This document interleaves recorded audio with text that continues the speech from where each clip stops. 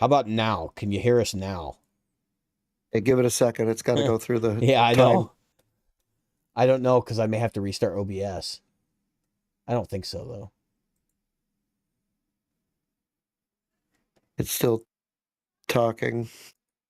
I'm watching you in the past, and I'm not I sure. know. How about I'm now? doing the Can same. you hear us Yes. now? Perfect. Hey, All give it a right. second. There it It's is. got to go through. We're the in. Yeah, I We're know. in. We have it. All right. I don't know because I may have to restart OBS. All right, now they can hear us. All right. I'm glad somebody was actually watching to say that because we've been just jabbering away for like 20 friend minutes. of mine talking. Great. And while I'm Steven is watching you in the there, past, I have his guitar. It's actually, you can see the corner of the case right there, the brown handle. I'm cleaning up his Les Paul Studio. He's going to sell that. He bought a beautiful Les Paul Standard in Heritage Cherry from about 2003, I think. And he's selling that to help fund it. So that'll pay for half of it. So I set up his current Les Paul. It was, oh my God. Well, when we get to the next thing, I'll talk about it. But for right now, here's my triple. Oh yeah. I could turn it on and have it make noise, but it would be so irritating. Is that hair metal or triple? Doesn't it? It's triple. It's a triple. It's official triple. You know what the trouble with triples is, right? I know, right? The trouble with triples is they can't fall down. But yeah, this little guy, he's got one of those speaker things in there, and you can get them in all kinds of colors. Just keep him away from your grain. Yeah. Keep him away from the grain. Just don't let him eat any bread. Yeah. So there you go, triples.com if you're interested. I might have to. It was expensive. I love these things. You know what? What's inside of it, you'd see, and it's pretty big. Big as my head. So. Yeah. Does it give you that euphoric high that they gave the members of Starfleet? And he actually sits there and does this thing. Yeah. So. We were just talking about analog mixing just to catch any listeners up who've been like, what the hell is going on here? Basically, I took my project to a guy that's got a big ass board. We're doing it old school style. It kind of sucks. It's kind of good.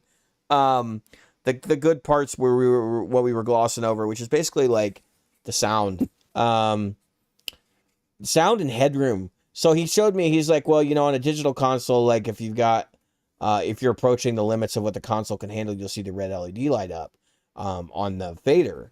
And he's like, on this guy, he's like, red LED. He's like, that's warning. Let's keep going. Because he said this thing has like, I think he said like 16 or 18 dBs of headroom or something. And I'm like, let's go. Because as soon as the red light hits, that means good harmonics. And these mixes are like big and fat. I sent him something, and somebody goes, that sounds really boxy. And I'm like, wait till it goes through mastering, because they're going to fix the boxiness. But the boxiness is that big fat sound you heard on all those records from the 70s and the 80s that were still done this way. And you still hear it like on modern stuff too. But I think that even a lot of modern analog gear still has a tendency to have like lower headrooms and stuff. Because they just don't make them the same way. Like they don't over-engineer them. They're not designed for abuse. Not the same way that they used to be. Because think about it. Most of your Neve consoles are in service. They're built in the 60s. Maybe the 70s in some cases. I was watching this thing on East West Studios the other day, and I'm like looking at their consoles they have in there, and the Fairchilds and all that. Like those Fairchild compressors were built in like the late 50s. And they're still in service, which is just insane. And I think if you want to buy one, I think at an auction, they're like north of $100,000 now. They're extremely rare and really difficult to maintain. And they weigh hundreds of pounds. I mean, they're ridiculously heavy. They don't weigh hundreds. They're about 100 pounds. And so much can be said about, I don't care if you're talking about washing machines, cars, or Neve consoles.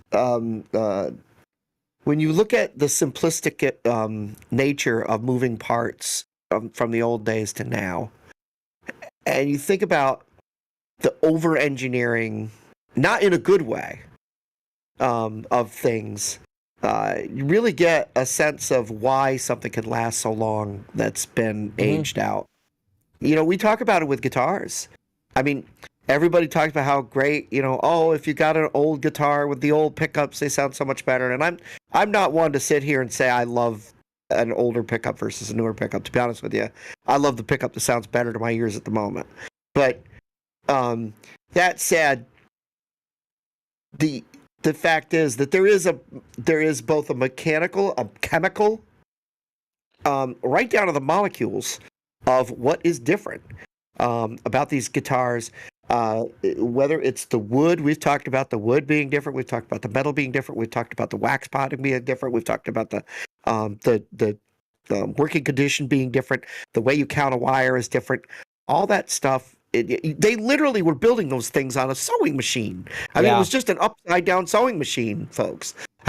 If you've never wound a pickup, it's a sewing machine. Yeah. That with a counter, and you count the spins. And if the person was sitting there going, nodding off because they had too much to drink the night before and like it was out partying, Or if they boo-boo, I don't know if you've ever done this, you get like a thing and you start pulling a thread, and the next thing you know, you're pulling a thread. Yeah. And now you got an underwound pickup. I mean, stuff happened. It was it definitely did. But like, so those old consoles are very, very much based on the same principles, which is like there was a lot of component drift. There was a lot of, it's not component drift. It's just like poorly chosen components, but also the fact that the transformers were hand wound and hand designed, and I believe Neve was actually making their own transformers, which makes it that much more esoteric. Which makes it that much more esoteric. But so, and if you've ever wound a transformer, it's wire around a bobbin. I mean, it's basically the same thing. Same thing. Yeah. So, what makes it interesting though, from this perspective, is like when you hear guys like CLA, that is Crystalology, famous recording engineer of today. He talks about, I think he's got an API console, but I could be wrong on that. It might be an SSL. Actually, I think it is an SSL. And he talks about like how some of his channels on his SSL actually sound better than others because, they're all just an analog signal path, and he knows that like this one is the one I use for vocals because it has a very specific, and it might be a little 1% difference, but when you're in a studio working on projects that are, multi-million-dollar projects, you're going to use every ounce of that 1% to push that project forward. So it's just an interesting concept. It applies to all musicians as well as guitar players. So I thought it was very interesting to share some of that experience with folks. If you ever get the chance to mix a record analog, you might want to try it. It just depends on where you're at. It depends on what kind of deal you can get for the guy's services too. Obviously we've got, we're paying. So we're balancing all that with part of this process, but it's definitely, was the right path, I think, for this record. But just because we're in this specific genre of music that relied on this technology to make that stuff happen to begin with. So it was kind of refreshing to walk into a place where you mean we can actually do the same thing? And yeah, you can. So that's what we're doing. Anyway, I'm going to switch over to the next topic. This is kind of Jim's topic. He's going to take the lead on this one. Because I need to take a minute and breathe. So Jim, take it away. Yeah. So, this came to me because Benatar and Neil Giraldo were live up in Albany, New York, the week I was up there, and I found it interesting because Giraldo is usually known for his use of what's the darn guitar brand that had the bitch and BC Rich. Yeah, BC Rich. And Fender and that type of thing. And so it made me laugh because he played Les Pauls with the exception of one song. And he played 3 Les Pauls, 2 of them with Bigsby, 1 without, and then a Telecaster on one song. And I thought that was interesting, his choice. But the reason that I'm talking about this is that a lot of people will tell me, they'll say, oh, you've got this many Les Pauls, you've got this many. Sometimes it's because I want a backup with the same one. I want a same guitar with the same sound, so that if one breaks a string, I switch out to the guitar. I don't have to worry about, oh, this is going to be a completely different sound feel and everything else. Right. But other times, it's because I am experiencing where I want a different sound. I want to stand out differently in song A or B. And so one would say, well, then you'd want to switch to a Tele, or you'd want to switch to a Strat. Sometimes it's really just about switching the tonal qualities a little bit and getting into another space. And so you can have some, there's always this, well, if you want a Les Paul to do this, you want a Telecaster to do this, and a Stratocaster to do this, and it's very almost still linear thinking of that style of guitar. And because you're a Strat style guy, but you're not a Strat guy. No, so like it's funny because as I get older, I am actually gravitating more towards vintage Strats, which is kind of bizarre, but like, right? Yeah. It's just because I think number one, I think as I've gotten to be a better player, I find that the things that the Strat does are more palatable to me. I'm getting less and less afraid of high end, which is because I've always had this complex about like not offending people, but like literally hurting people's ears. And I'm now to the point where it's like, no, this is rock and roll. Like, it's not supposed to be polite, like it's supposed to be kind of ugly and in your face. Yeah, and the other thing is like, even when I'm on that bridge pickup, which I actually really like on the Strat, I don't mind it sounding like razor blades. That's what that guitar is supposed to sound like, and if the audience doesn't like it, they're going to put in some hearing plugs. And I do intend at our shows to have, some sort of hearing protection available to the audience if they'd like it. So, because listen, I have gone to enough shows and damaged my hearing enough that like I don't want other people to go through that same shit, but I'm also not going to be the guy that's going to turn down to nothing and try to make it work. It's going to sound like it should. It's not my fault the clubs are getting smaller and smaller and the playing opportunities are getting shittier and shittier. If anything, I would I have some we've shared them on the show before. I have some very radical ideas about how we should be doing live gigs to make that more of a better experience for people. But so with regard to the same guitar thing though, like so are you talking about like, because when you said this topic to me, like part of my thought process was, even if I have a Strat, right, like one day it sounds one way to me and one day it sounds another way without changing anything. And and that's purely my ears, right? Like the physicality of my ears. But I also understand the equipment swap. Right. That's the other side of it I was going to get at. So there's also, I was watching Derek Trucks playing his SG and getting very different sounds depending on what he was doing. And it's just, and that's the other side of it. You can get a lot of versatility out of one guitar. Just by changing the way you're attacking it, the way you're picking it, the way you're set it up. I think there's, and I know I've talked about this before, but there's this group of people who think you've got to be on 10 all the time or at some number. No. And you've got to be driving all the time. And it's like, no, sometimes you can lighten up, you can push it forward, you can bring it back, you can play faster, you can play slower, you can do whatever it is you want. Get yourself, where you're listening to your guitar and listening to it as you're playing. Just like when you sing, if you're not listening to your voice back, you're not singing. You're just doing this, And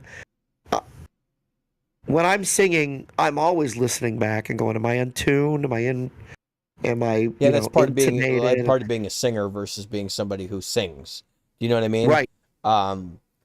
Is understanding that your voice is an instrument and treating it just like you would any other instrument. Yeah, and that's why, like, even and to use singing is to continue to use that analogy. I'll sing lightly, or I'll sing powerfully, or I'll sing I'll hit with a more nasal tone, or I'll hit with a more chest bone tone, and or I'll sing with a falsetto and hit the same exact sound with a full voice. And somebody else say, well, if you could do it with full voice, why would you do it with a falsetto, and so on and so forth? Well, because it says something different to do that. Alert! Alert! I have a way Uh-oh. for our listeners to try the same thing at home with their guitars, and that Yeah. is change picks. I Yeah. actually am going to lighter picks, and part of this is because I've been playing with heavy picks so long that, yeah, I know, Jim. I've been playing with heavy picks so long that, I mean, when I say heavy, like, you guys are probably going to be like, what the hell? Like 3 millimeter, 3.5 millimeter, 4 millimeter in some instances. I was playing with super heavy picks because I was always trying to get this really like nasty attack. I like wanted to beat on the guitar. And what I suddenly realized was it was affecting my ability to play rhythm, which that was a huge chunk because the pick doesn't flex at all. But the other thing was that with the guitar I'm playing right now, if I play with a heavier pick, I get a lot more buzz because it's hitting the string harder. And I can get that same level of, it's not like playing with a compressor. I can get that same level of dynamics with using a lighter pick.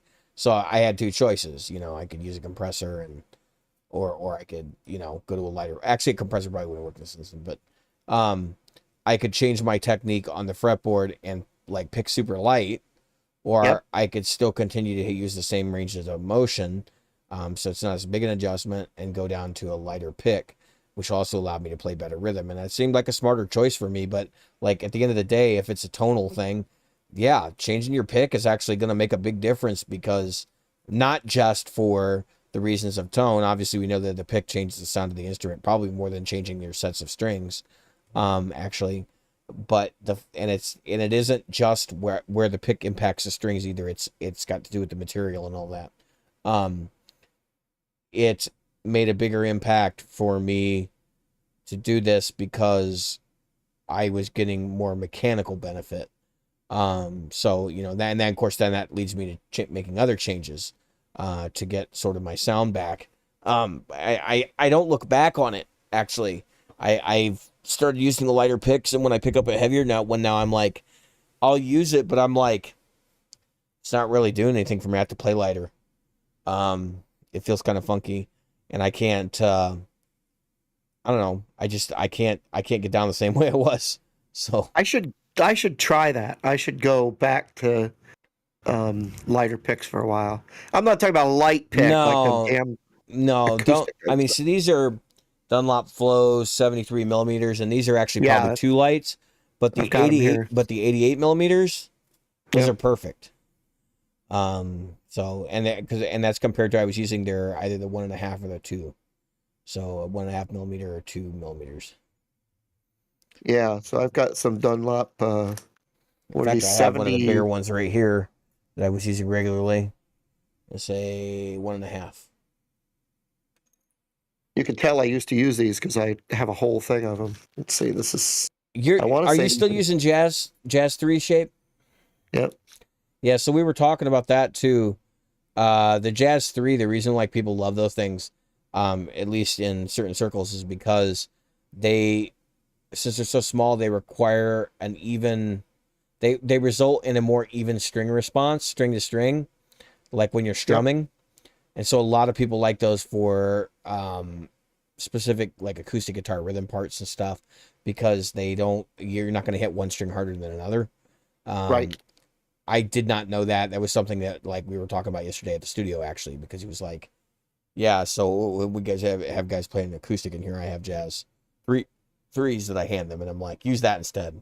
Because when so this is what I was playing. This is a 96. Yeah. And they're big, but nowadays they feel like a dinner plate, and so I have to change the way I grab them. But they do have that flex, which I like. This is turning out to be the Plectrum podcast, but go on. Well, I'm just going to show a difference.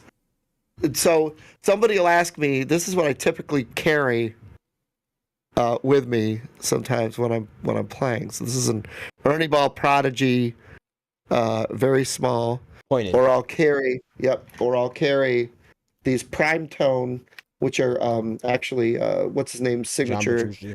Petrucci's signature prime tones. So these are now the prime tone, the Prodigy is actually they're hard to find. They're actually smaller. Look at that than the Petrucci. And what's funny is, just to put it in perspective, guys, this is a typical Dunlop pick. This is the pick. And so somebody will say, "Hey, can I borrow a pick?" And I'll hand them one of the ones that I have in my pocket, and they'll go, "Oh, never mind." I can't use them because they're just not used to. Yeah, I don't think that that's necessarily a total drawback. I mean, I use those. Yeah, same here. And that's fine. Hang on, I gotta. So that's not necessarily a drawback. I just No.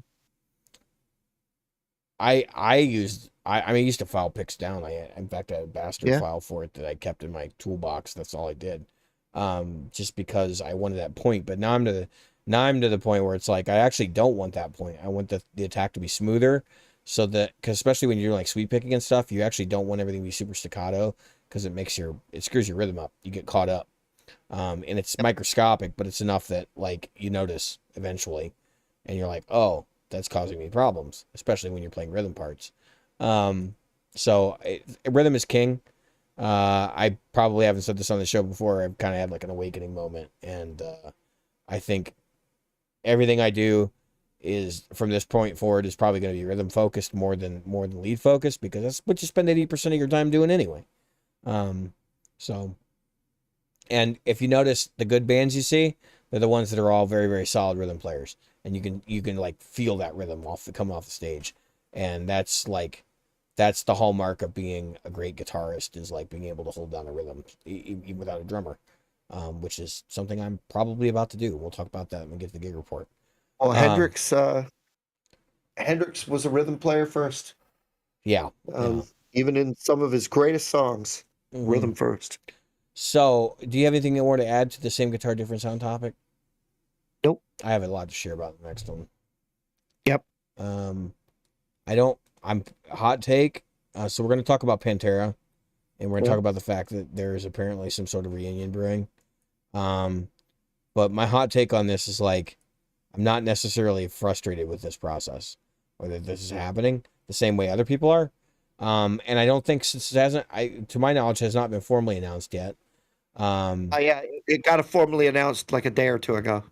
I think it was yesterday. Well, no. Rex Brown and... No, that's the lineup. They haven't said what they're calling it. There's been no formal announcement of dates or anything like that yet.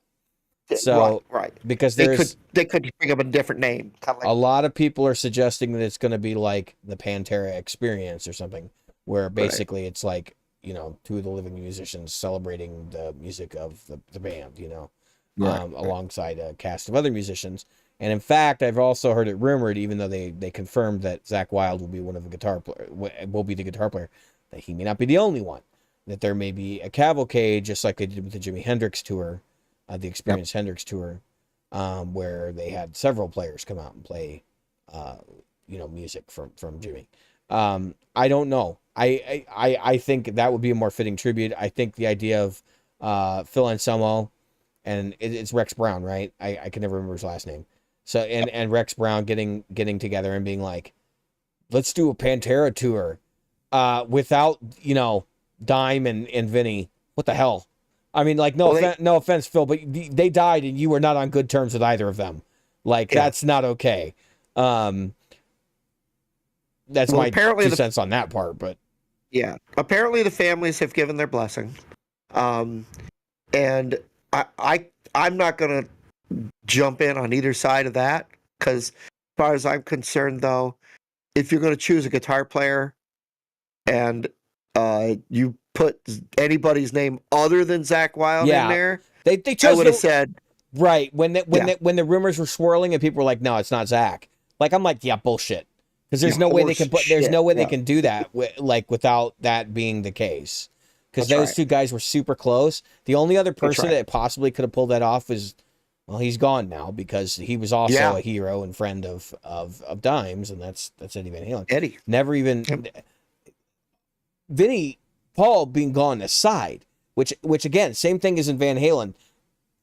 Dime gets all the credit, but Vinny was probably like just as good, if not better, than Dime was. Like, and that's not saying that's he was no slouch. That's all I'm saying. No. Yeah. Like the Yeah.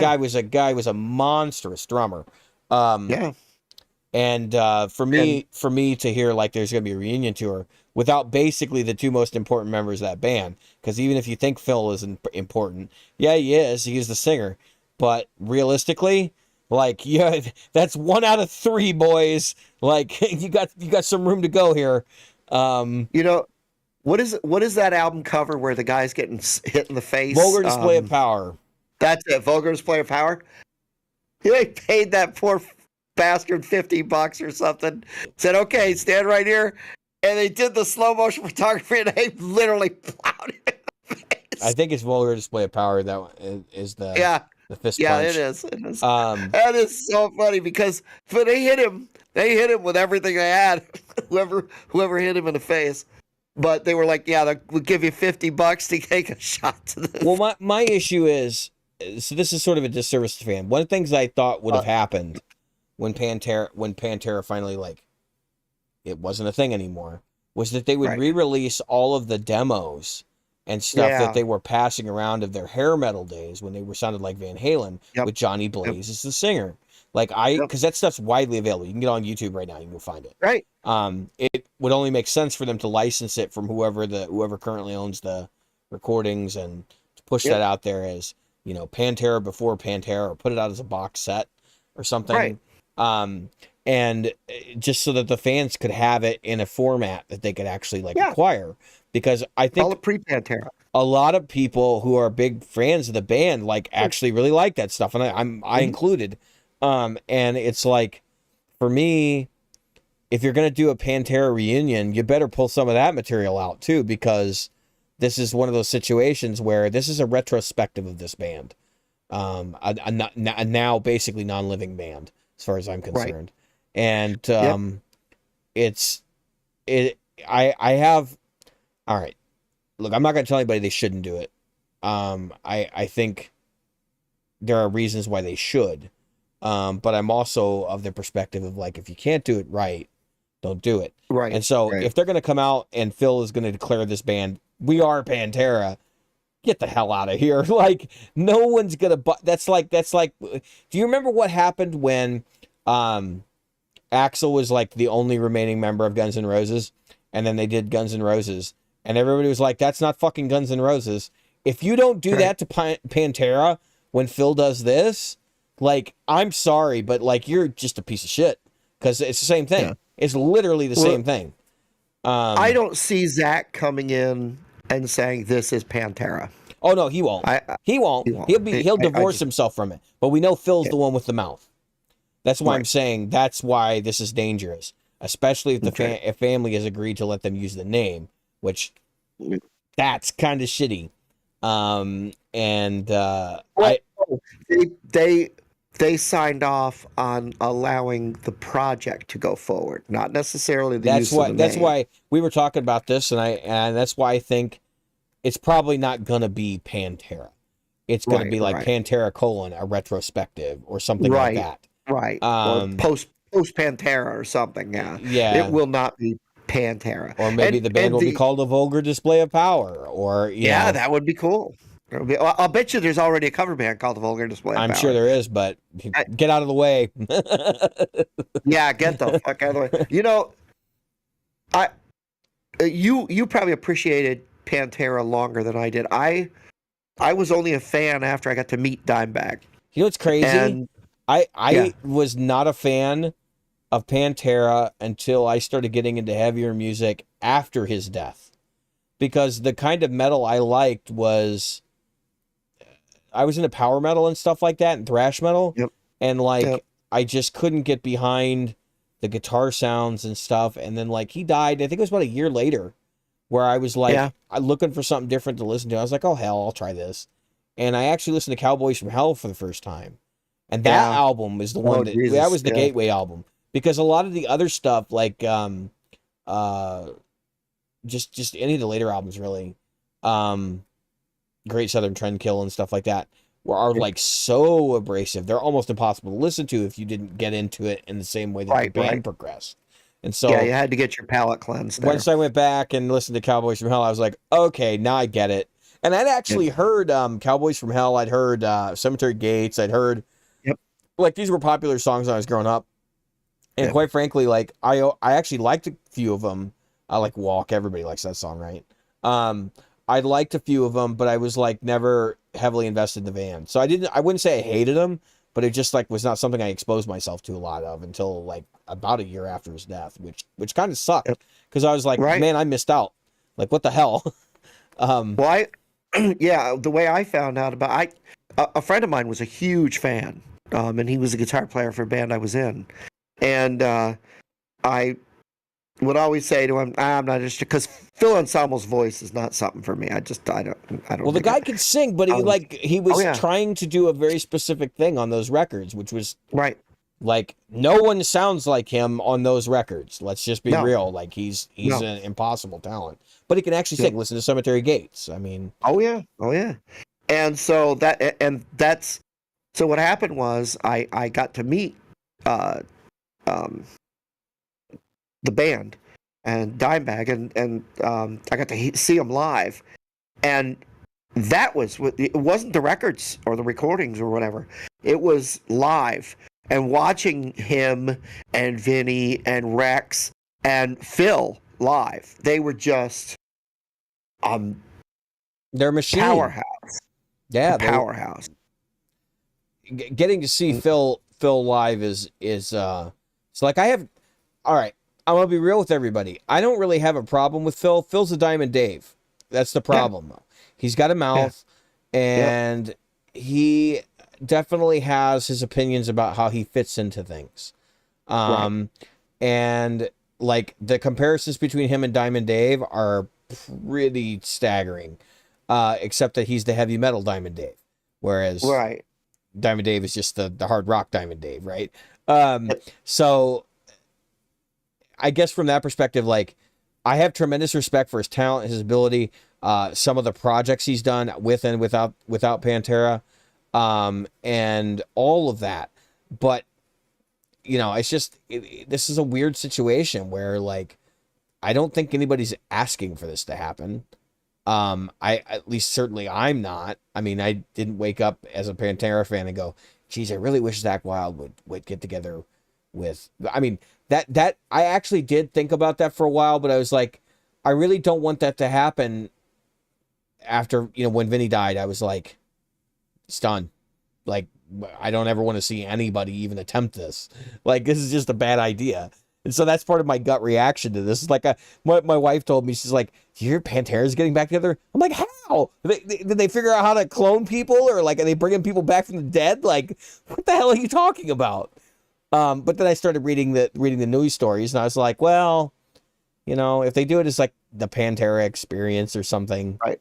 Right. um, it And might at least be whatever feasible. they, yeah, and the choice of musicians was respectable. Yeah, I mean, they got the To, drummer from Anthrax. I forget what his name is offhand. And of course, Zach yeah. Wild, who is like literally Dimebag's best friend. Oh my Um, God. Yeah. well, he had actually talked about this back when Dime died. He had mentioned like, you know, I wouldn't want to take his place as band, but like, and I think he said out of tremendous respect, like, I wouldn't want to do this. And I think just like Yeah. time has mellowed that. He's just kind of like, yeah, I want to go out and celebrate, his Well, yeah, and contributions. I think that if people see it as a celebration of the music rather than a Right. because I think enough time has, geez, it's almost been 20 years. Yeah. That's scary. Um, Yeah. Because it happened, I think, the year I started college. So I Crazy, can right? remember the day after, two kids in the back of the class were talking shit Oh, about how they could play Cemetery Gates. yeah, okay. who Yeah, cares? Like, exactly. like tell me something hard that you could play. Like, can you play Domination? Like, let's talk. Um. Yep. So Yep. anyway, uh, yeah. So if you have your thoughts and comments, share them in the chat Yeah, below. please. We, Please. or the chat or the comments below if you're watching this And posthumously. and just like the whatever happens with this, let's try to be respectful. Because it's Yeah, a, sure. Well, I mean, I don't, I moderate things, so if you get out of hand, you're gonna get in right. trouble. Yeah. Don't make It's me just penalize you. right. It's just be respectful, not only to us, but to most importantly to the band and to what we hope. Let's be positive. Let's think positively about this. Yeah. I cannot see Zach Wilde doing anything negative. That guy he is the sweetest son of a bitch. I mean, Despite looking like a fucking Viking and despite looking, yeah, like like I he wouldn't want fell to out run of a into him. Harley Davidson. I wouldn't want to run into him on the street, but like, yeah, he's the nicest guy you can possibly talk to. So self-deprecating and so just incredibly talented. Yeah. Yeah. All right, let's Overall. talk about canceling a gig, Jim. So, why would you cancel a gig? And we had to cancel a gig this week. So, I'll tell you why. uh, just like what you were talking about just a minute ago, we had our lead singer and myself were sick and incapable of playing. There was no way if he was out not being able to sing, even though you've heard me talk this long, there's no friggin' way I would have sang this long. I don't think I could get through 3 songs right Yeah, now. you do feel a little bit. You do sound a little bit rough, though. Yeah, I am. And so it's I haven't had a lot of sleep. I've had maybe an hour of sleep a night, 2 hours a night, tossing and turning. I tweaked my back, and my throat. I had a thing that went from my nose into my throat, from my throat up to my ears, now back in my throat, and it feels like somebody's choking me the whole time. So that's not fun. I know there are people into that. That's not me. So we had to cancel, and I just got to thinking, why would you want to cancel a gig? And obviously sickness is a good reason. But we all said, I've never, I literally have never canceled a gig in my life. And I got to Same. be honest with you, if they had said you're coming, I'd have been there. I'd have been there with bells on. And I'd have gotten through that stuff. I'd have been gargling salt water between songs. I've done it. I have gone out. I came back from a flight once. I was on a flight from Baltimore home, and I was 4 hours late from the flight. Got into Albany Airport, got on a car, got to my house. My wife had packed up all the stuff into the vehicle, got in, and we went straight after I changed my clothes. I might have changed my clothes on the way. And we went right to the gig. Mm. Get to the gig. They were like, "Oh man, glad you got here." I'm like, "Oh, okay."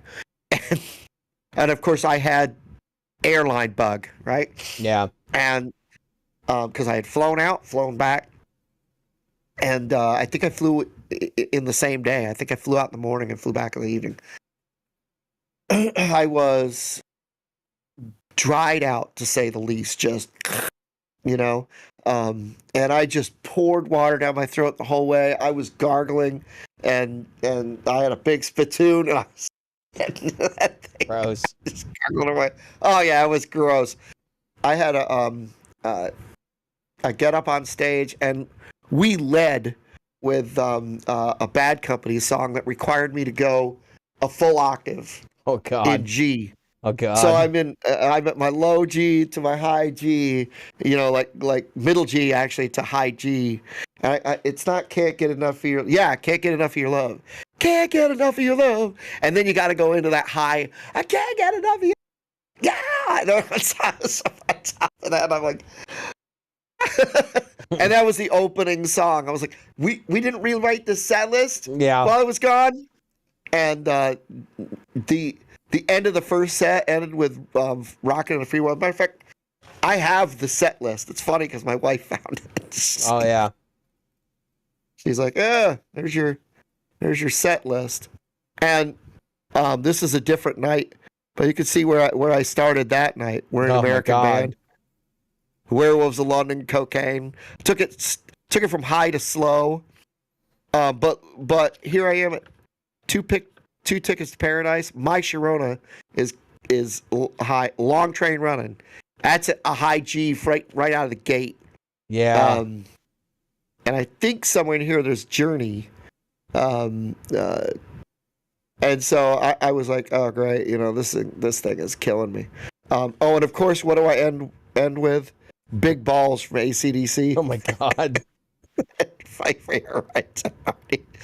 But it was somewhere in here is Lights from Journey, and we did a whole bunch of Show Me the Way from what's his face? What's that guy's name? Peter Frampton. I've never Tie Your Mother Down from Queen. Yeah. Is in here. Jesse's Girl is surprisingly high. Surrender from Cheap Trick. Nothing from Cheap Trick is easy to sing. She Sells Sanctuary from The Cult. Yeah. So I was just. Go ahead. Let's brainstorm some other reasons to cancel a gig.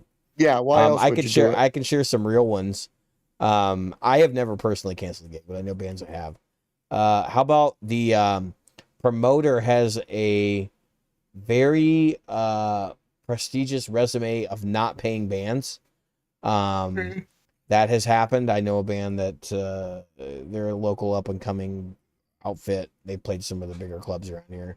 They got a gig at a local club, and they were told that basically the promoter hasn't paid the last two bands of their size because they claimed that they didn't bring enough people. And they said, well, our writer doesn't have that in it. So screw you. And basically told them to go pound sand. And literally was on Facebook like 3 or 4 hours before their gig saying, don't come out because we're not going to be there. I had a gig canceled. Similar story. The promoter had double booked the gig. Oh, yeah. And so the band that got there first was setting up. Yeah. That's the kind of stuff that's like, and then you don't go back, that's when you cancel any future gigs that you have with that establishment. Yep. Other reason to cancel a gig, like you said, like somebody's sick, somebody can't make it because they've had a car wreck or something like that. Those are good reasons to cancel a gig. Good reasons not to cancel a gig. Your drummer decides to take a vacation, which is may lead us into the gig report here. Yeah. Are we into the gig report? All right, let's skip over the gig report. All right, so we're winding down here. We're in the home stretch. It's gonna be a shorter episode. Good. So my voice is starting to go. I don't have a lot of gig report information to share. I'll be at Pollyanna this week at Open Jam. That's the first thing I just want to throw out there. I will be recording, hopefully, God willing, with my my video camera. But we had some issues last time. Some people basically sat right in front of the camera. So it was like, I'm not using that footage on the podcast. It was good. It was a good set. 2 ovations. Like when you get a guitar solo and then people actually stand up and clap or just clap in their seats. That's always a good thing. Always a good feeling because like that means people actually were listening to what you were doing well enough that they paid attention. Anyway, that was that gig, and now I'm getting ready for the next real gig, which is I'm playing Old Stumpy. We're going to be playing Taste of Roselle on August 6th. I think it's 6th. This is the next Saturday, or it's the first Saturday in August or whatever. And so there's a little bit of drama surrounding this show. I got an email sometime in early part of the month saying that here's a set list, like everybody get ready. We won't have a rehearsal before the show, so just practice on your own, whatever. No big deal. It's typical Old Stumpy. So it's like, all right, I got this, no problem. So then I get like a week later, I get another email saying, hey, or actually it's a text message saying, hey, I'm going to be in town. Does anybody want to get together and do a rehearsal? And it was Kyle, our band leader. And I said, yeah, we can do a rehearsal. And then, of course, after conversation back and forth between people, we decided we're going to do the rehearsal at my parents' place because it makes the most sense logistically. Yep. And they had offered. So I was like, all right, well, that makes sense. I don't have to go rent rehearsal space. That'll be fine. Which I was prepared to do because I'm the professional. And I believe that it is always in your best interest to practice professionally. Yep. Which means if you have to go to rehearsal space, you go to rehearsal space. Otherwise, you don't try to play acoustically. You don't try to do any of that kind of nonsense. You get everybody in a room and you do it the way you're going to do it on stage, because that's what a rehearsal is. A practice Right. is when you horse around at home learning the songs. Okay? Right. That's for anybody who's listening. That's what the difference between practice and rehearsal is. And I've played Yep. with a lot of people who kind of drive me a little nuts. Not a lot of nuts. I don't get mad about this one, but I do have Yep. people tell me I had band practice. It's like, well, wait a minute. You practice at home before you go to play with the band at rehearsal, Right. because rehearsal is, I know the songs, let's play them together. Yep. So that's my mind always goes, what the hell are you talking about? Band practice. What the hell is that? But I used to call it band practice back when I was a kid, so I give those people a pass. No big deal. So anyway, rehearsal time rolls around. Actually, before that happens, the same slurry of text messages when we were trying to figure out where we were going to go, it's announced that our drummer will not be there. And the first suggestion was, What's the point? The first suggestion was, can you play acoustic? And all right, so I'm gonna be real raw and honest with everybody here. I don't want to play acoustic in this band for a number of reasons, but the most important one to me right now is I'm physically not an acoustic player, and the kinds of playing I do does not translate well to an acoustic guitar. Right. So for Right. me to go up there and play songs acoustically, I can't bend my G string a step and a half. Okay. Right. And that's Yep. something I do from time to time. I can't, there are other things. That's not the only one, but that's the one I've been using as the primary example, is like, guys, this is a physical limitation of the instrument. I can't get really beyond the 14th fret without doing some kind of crazy tapping thing. Yep. Which, again, I can do that, but it's one of those situations where it's like, Why would you? I really shouldn't have to. We should have a set list that's agreed to, the tunes that everybody plays, especially because we don't rehearse enough, so that everybody knows where they're at on the same page. And so I asked why we weren't going to hire a drummer, and there was some drama with a previously hired drummer, and that soured their taste on hiring somebody additional. Yep. This led me to the rehearsal we had this weekend, which was great. We played well. Whatever. We're getting ready for the show. You know, it's like everybody's first time. It was only three of us, but three of the five of us. But it was the first time the three of us had been together, and since Christmas, around Christmas time. So it was like, this is this feels good. Where I think we'll be okay to get through the show. It's not a big deal. It's Taste of Roselle. We're not getting paid. One of those whole stupid shenanigan deals again, which leads me to, sort of where I'm heading with this conversation, is that I bring it up. I said, let's just hire a damn drummer. Like, Yeah. in my opinion, a show like that is an opportunity, because there's going to be at least 200 people there, 300 people there standing around, because we're right by the food tents and everything. It's like, you're telling me you want to throw that away and play like a sort of, no, I don't want to say a half-ass set, because they're comfortable playing this kind of music, but like a less than set, Right. And I'm like, I'm not comfortable with that, because I could be there and it's people I know might show up and they might be like, wow, what's he doing here, kind of thing. Now I would tell them I'm a hired gun, because that's what I'm supposed to be in this band. Although I don't get paid enough to be a hired gun, because I don't get paid Right. regularly enough in this band, which is part of the reason Right. why, like, I'm probably going to depart after the show. I can make that public here. I'm going to make that public with the band as well. It's not Yep. anything personal. I've enjoyed my time playing with them. We've had some good times, actually, and I consider them all friends of mine. And I may come back for a one-off show here or there, like when time allows, but I cannot commit permanent time to this band. I got too many other irons in the fire, between Right. the podcast and other things, and now I've got this to prepare for in the middle of it. So anyway, we were going back and forth, and I said, let's just hire a damn drummer. And the commentary was like, I didn't want to do that. So then we go to rehearsal, and I said, Come on, Kyle. Let's be real about this. Let me hire a drummer. I will pay. I will pay to bring in a ringer. Like I will go find, because I have a Rolodex now. I will go Yeah. find the 3 people that I think are most capable, and I will offer them the gig, and I will pay their fee for you. This will not be out of band proceeds. And then one of the first comments was, "We're not paying them any tips." No, you're not. I'm paying them.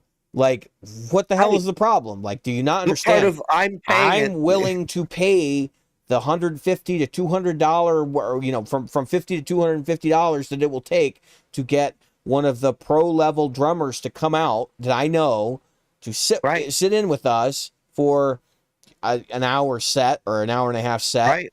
at a festival on a Saturday during prime time. Like, yes, Yep. I will pay them. Yes, Yep. I will pay them because number one, I will reward my local friends to play. Yep. Like I don't want to do that. Right. So it's always been said in this band. The philosophy is, if you're not having fun, don't do it. Right. Right. Um, And you're not having fun. I'm at a point where the hang is cool, right? And we all talk about the cool hangs, right? The hang is cool. It's okay. I actually really like the 2 main guys in the band. They're funny. They're funny guys, and we grew up in similar backgrounds, and we relate to each other quite a bit. Mhm. But for me, like I, if I have to do a passion project where I'm going to play for free, it's going to be my music. You know what I mean? I'm not going to be playing tunes I don't really care about, quite frankly. Like, Right. do you think we've talked about this on the show. This is a recurring gag. I really want to play Margaritaville. No, You I do? don't. No, I don't. I'd like to take that song. I would like to take every version of it. I would like to put it on one of Bezos' dick rockets and send it to the sun. Um, if I could do that, if somebody knows a way for me to accomplish that, come see me, because There you go. I'm willing to pay. Like I'll put my money where my Really. mouth is. There are other songs in our set that I really like, but it's like, dude, I got to play this Right. shit to get to it, and I got to play this shit because you guys think it's a crowd pleaser. Like, Yeah. it's a crowd pleaser maybe for this band. You know how that goes, right? Like, not every band can. Like, if Iron Maiden came out and played freaking Margaritaville, people would lose their mind. They'd be like, "What the hell is this Oh shit?" hell yeah. Or any And it like, would be hilarious. yeah, or like your local bar band that plays blues covers comes out and plays Margaritaville. You're gonna be like, "Huh? This isn't Yeah. Howlin' Wolf, or this isn't a BB King thing. Like, what the hell is this?" Um, so that's all I'm getting at. It's in genre for them, but it's definitely not in genre for me. And I'm very out of genre in that band. And I it was nice to stretch. It was nice because like we talked about on the Yeah. show. Like I played a lot of gigs with them where it's like I learned something because I never play that way. And that stuff has been very invaluable, and I want to thank the guys in the band if any of them are listening. Yep. But it's like I said, I'll be available for one-off gigs here and there as time allows, but for the most part, like I've got too many irons in the fire. It's amazing that I'm going to do this one because at this Yeah. point, like, dude, I'm 3 nights a week mixing. And this is running right up to this show, so I'm literally going to take the day off work, probably the day before, and just play all the songs Right. all day Just to play long that stuff. Yeah. until we get there. And then I'll go and I'll play the show without a drummer because that a lot of the so this is the other thing. They want to I got blessing to go and talk to some drummers. And there was a little bit of back and forth on that, but basically I went and I called a couple of people. I called a couple of local ringers, some guys really really good. I'm surprised they even picked up the phone when I called them. And one of the guys, he posts on his Instagram like the schedule of shows he's playing, and he's booked like every goddamn day and most days twice. Yeah. And he calls me back and he's like, "What time's the show at?" And I'm like, "It's at 6:45 p.m."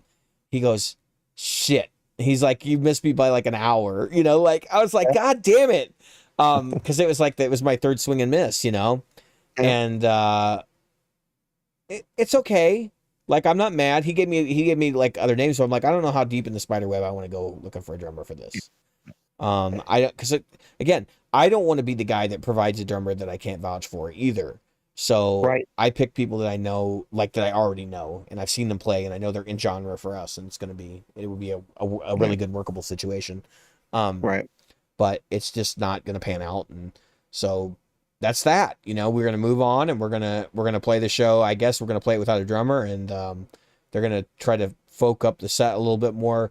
They're going to look at the set list and take out some songs that really require a drummer, and try to move forward that way. So, but that said, I'm in good spirits. Like, I got enough positive energy going right now that I'm not sad about leaving this band. I'm just like, yeah, it's just I can't do it anymore. I just don't have time Yeah. for it. And you guys all listening at home, just realize like this podcast is another thing that I spend time on. That like Right. I'm spending time on it because I like doing it, and I chose that in this instance because we have a longer history here, Right. and And there's more positive energy coming out of this right now because we have 260 subscribers here and several thousand listeners over um, on yeah. Podbean, so on the podcast side. So Right. if you, by the way, the title of this episode, "Return to Form," is a reference to the fact that we didn't podcast for 3 weeks. I wanted to make Yeah. sure everybody knew, like, this is happening because there's a lot of schedule shit going on right now, and that Right. we would like to do an episode every week, and it's not been working out, and I don't want anybody to think we're stopping the show or slowing down. Actually, if anything, we're probably going to get momentum going in August again. It's just Right. I'm way behind on everything. Yeah. And we're all behind. And my August, positive and busy. I've got a lot of gigs in August. And then I've got my mother's birthday is in Do you have September. do you have 2 gigs a day every day in August? No, No, because you're not a drummer. exactly. And yeah, I'm a suck ass guitar player. Even if I was a halfway decent guitar player, I might have more I'm telling gigs. you, dude. I'm telling you, dude. Like drummers, for whatever reason, bass players not as Oh, much. Not bass players not even as much because there's crossover between bass players and guitar players. But right. drummers, those guys, 2-3 gigs a day sometimes. In fact, Yeah. I know a guy that was like he couldn't make our gig because he was doing 3 gigs that day. He was I getting got a up, he was doing a local. brunch gig, and then he was going out and doing a Yep. festival gig in the afternoon and another festival gig at night. I've got a friend who I should say she's an acquaintance, but who plays keys in this area, and you'll see her play sometimes 2-3 times a day. She was like, "Well, I'm on a day off today." She had a picture on Facebook. She was like, "I'm on a rare day off today," because she does not take time. I mean, 7 days a week, 365 days. I mean, she Yeah, just because you got to play you got to play until there isn't that's right. availability to play. Because like Yeah. I have a friend that does he does 6 nights a week on piano, and I Yep. want to say That's nights. He's doing like literally from like 9 p.m. to whenever the bar closes, yep. and it's for him, like I got to take the gig work when I can get it, and he also does studio work, and he also has Mhm. bands that That's he what she does. has. Yeah. So it's like that's the life of a quality local musician, is to do all Yep. the other, to participate in the scene locally and Right. be there and available for other people. I think um if anything, all of these experiences that I've been talking about in this episode and then like just in general of the last couple of years have taught me a few things, which is number one, that like the in-demand players, the people that are really holding the scene together, they're usually hired guns. These are guys that, I play with these 4 bands. Those are my regular bands. And then I've got like this gig over here that I do, twice a month, and it's, this much money. And they just have all these sources of income stacked up just from playing gigs. And that's Right. in addition to what other Right. Right. side work they do. And some of them also have day jobs. And it's Yep. like, they might have a 4 or 5 hour day job, and then they flip that, and then they go and they do the music thing at night, and then I don't think I could do it like that, but I understand how that mentality gets started where you know you're booked 3 times a day. It's just Yeah. wild. But you've got to do it to eat. Like, you want to have a decent car, you want to have That's a right. decent place to live, money Yeah, ain't no growing money on in the trees bank. for musicians at $300 a gig. Like, you're Nope. really gonna have to work your ass off to Right. make that work as a musician. Yep. So, It's a game of pennies. well, I mean, if you think about it, so if it's $300 a gig, and you do three a day, which most people aren't doing 3 a day, but No. if you were able to do three, let's say two a day, right? At $300 a gig, that's a max $600 a day plus tips, and then you've got 5 days in a week that you're probably working, so that's Yep. I would say somewhere in the neighborhood, so you're looking at $3,000, right? Yep. Before tax. Yep. So I don't know, that kind of brings you in line with what a lot of people make, but Yep. it's one of those situations where you're gonna pay your tax. But you're. You have to come up with your own insurance, so that's Yep. gonna rob you some. Um, Yep. you definitely want to have a And you're significant other working that your has a butt good off. job that can Right. provide you insurance and that kind of stuff. And if you want to take time off, or if there's, God forbid, another You just don't get reason paid. that they shut things down or whatever, the money is off. Um, I you know yeah, that's hard. Yeah, That's all I'm gonna say. It's hard. I yeah, wouldn't want to do it. I mean, I shouldn't say I wouldn't want to do it. I think that I would do it had I been younger and done it right, right. from the I even at beginning. my age, I'm like, I don't know that my body could physically handle that kind of abuse. Yeah. And I'm Yeah. 37, so, Yeah. but I can tell you that, like, I am shocked and amazed by how late I can stay up and how early I can get up, and I can actually be doing things at 1 o'clock in the morning. Like, that's pretty wild to me. But I do feel it does catch up with you eventually. And when you live It these kind of does. schedules, like having a day job and then going to do these night gigs until 2 o'clock in the morning is Yep. not something that works out for most people. It's No. just burning the candle at both ends. You're gonna make yourself very ill. You're either gonna be super successful and make a hell of a lot of money because you're gonna develop a talent that's just like on another level, which I've run into some people that are just like, there's one person in particular, and it's the people who know me, you know who I'm talking about, because like he's the guy that's involved with everything and he's super good at everything he does, and his professionalism and his level of talent is just off the charts. And it never ceases to amaze me. He's a guy that gigs 4 or 5 nights a week, and it never ceases to amaze me that he doesn't have a bigger like a record deal or something, because he's that talented, he's that good. And I mean, even the people that are watching him, like, he seems like a national act when you go and watch him. Like, the way he interacts with the audience and stuff, he's got so much goddamn stage experience. That's a Mhm. big part of it, and it's like nobody has that. And you get that by doing what I just said, which is 2 gigs a day, 5 days a week, you know. Right. And then if you don't get one on a day, then you have to make it up on a Saturday or Sunday, and you just Yep. keep plowing through until, you're either A, going to be extremely, incredibly talented, or Yep. B, you're going to be had it and you're going to end up in the hospital because you've got That's right. exhaustion. Yep.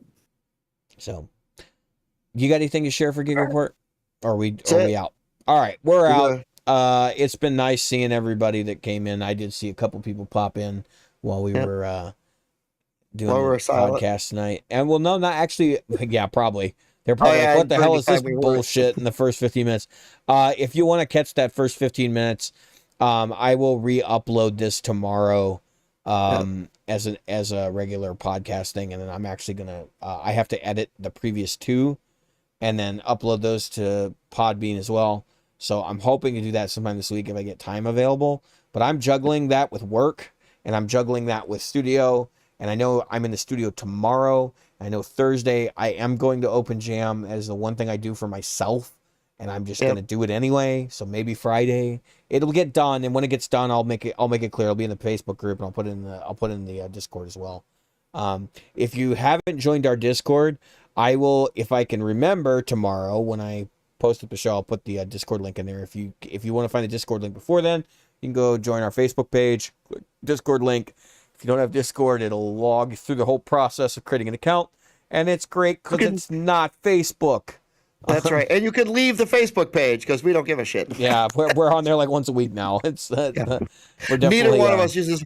I don't have Facebook on my phone anymore. no, I don't Facebook either. is a steamy pile of shit, and I don't recommend it for people. But at least it's a way for us to get the Discord link out there, and then you can just go Yeah, You I need the use it for page. self promotion for music and Realtor. stuff, but other than that, I'm ditching it. It's not Same good here. for your mental health. Instagram even is a better Okay. option, even though it's owned by the same company. It's a much better option for promoting your stuff. So, Yep. yeah, that's just my 2 cents on that right now. Anyway, I've been David, And I bet Jim. and tonight we've been Practical Guitarists.